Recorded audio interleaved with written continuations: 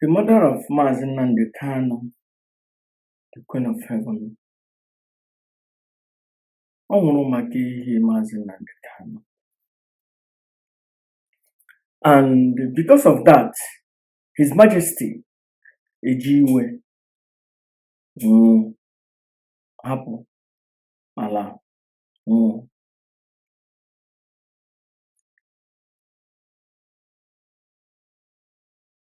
onye ọbụla enwe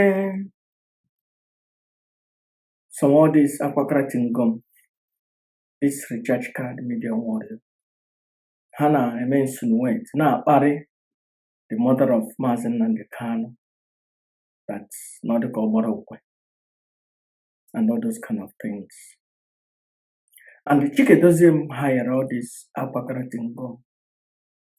Any family member of Mazi Nnamdi Oku's family that is supporting this, that is supporting na-akwado Chike Doziem,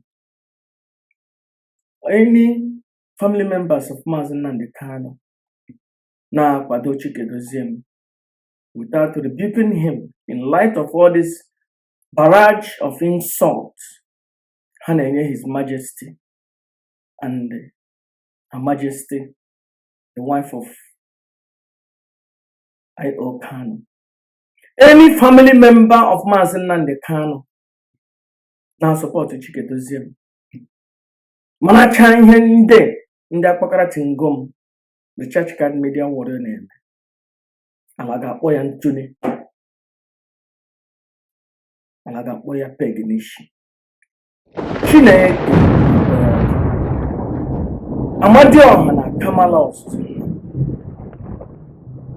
Ka bụrụ ya ete nwanna nwere. Ka ete ụmụ abụrụ. Bụrụ ya, bupụ ya n'ala. Fefuo ya n'oke obi ime ọhịa. Ka udele rie anụ ya. Amazi ndị a na-eze. Ama ndị a na-eze. Maka onye ma mmadụ na-egbu ya. Oke Kanu na Salome Kanu, Her Majesty. Ọha mụrụ Mazi Nnamdi Okwu. But ọha nwolu ya. Mazi Nnamdi Okwu dịka Oke Okpa. Otu onye nwe Oke Okpa.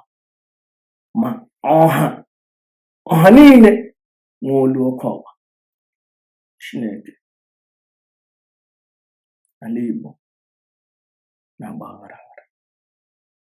Ala Igbo na-agbaghara.